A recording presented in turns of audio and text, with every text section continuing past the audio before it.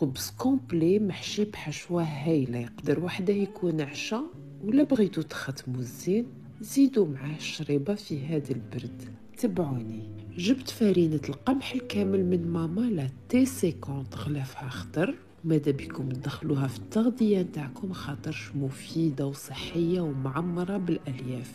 ديت منها 500 غرام وزدت لها الحليب بودرة، السكر، الخمارة، الثوم بودغ، الججلان محمص، الملح، ونخلط كامل المكونات الجافة، وفي الوسط نصب شوية زيت زيتون ونلم عجينتي بالماء الدافي.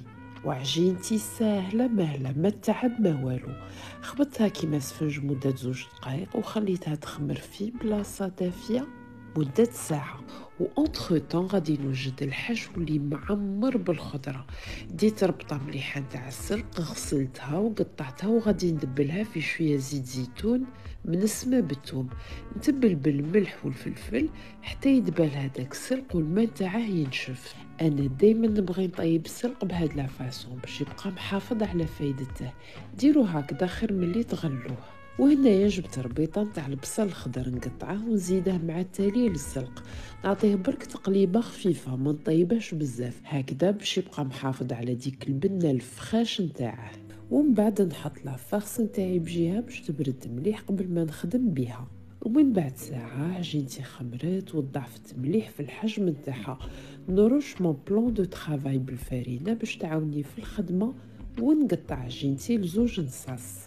نحل النص الاول بالوراق وندير دويره بسمك 1 سنتيمتر، نترانسفيريها في سني مفرش بالبابي كويسون، ونبدا نحط في الحشو. نجيب لو ميلونج تاع الخضره ونوزعه مليح على سطح العجينه، نزيد عليهم الطون، هنايا درت الطون بالزيت، ونربي عليها الفرماج ونشخشخها مليح مليح.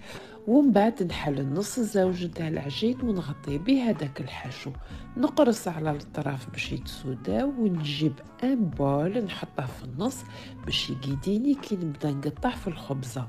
قطعوها بشكل اللي راه موري قدامكم، ومن بعد لويو كل شرحه على بعضها. ادهنوا خبزتكم بالبيض، رشوا عليها الججلان والسانوج وحطوها طيب في كوشه سخونه بزاف. انا حكمت لي 10 دقائق، والريزولتا شنقولكم، ما نهدرش، خليكم حتى كي تجربوا باش تعرفوا.